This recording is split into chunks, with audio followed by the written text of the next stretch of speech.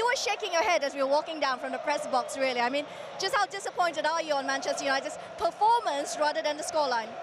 Yeah, listen, I'm very disappointed because I think both the goals are unavoidable. Tim, we was up there, he could see a mile off what that second goal, like what they were lining up to do. He saw Gundogan hanging at the edge of the box, De Bruyne was looking at him, and none of the United players seen it. And even then, when he connects with it, it was a poor connection. And David De Gea, he's got to do better for me. And I think this is a chance missed for United because I don't think City played that well. Yeah. We've seen him play a lot better, and he scored 2 goals that we don't normally see him score. Yeah, that's the thing, isn't it?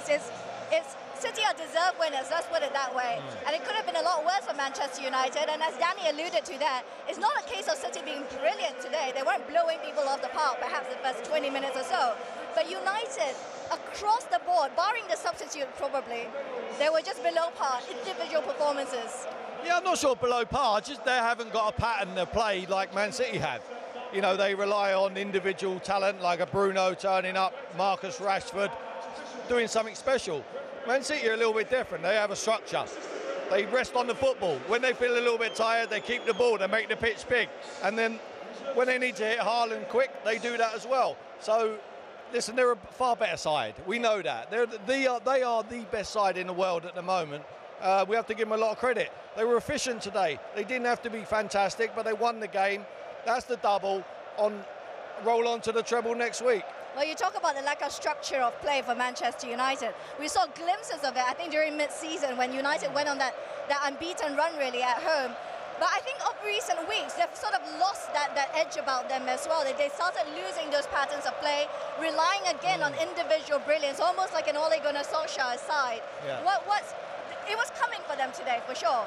But what's changed then in this United side? I don't think anything's changed. You were so reliant on Marcus Rashford, his goals.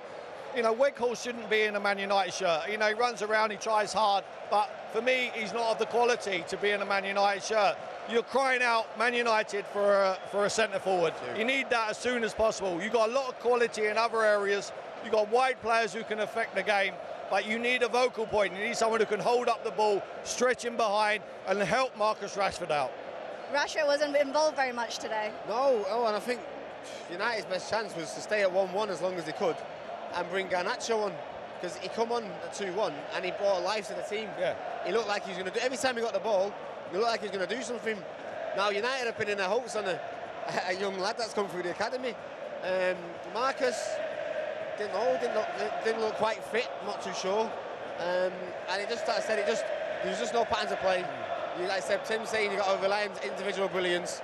Once City went 2-1 up, it was always going to be difficult for United today. It's very hard later on in the game when you've been chasing the ball all the time to try and create something. We haven't got the energy to do it. So what they resorted to pretty much all of the game was long balls, kicking it forward, hoping for scraps, trying to get on the end of it. Look, they pushed. Ten Hag tried everything at the end. He threw every forward he had on the bench onto the pitch, and he tried his best. He went man for man at the back, and very nearly they scored an equaliser.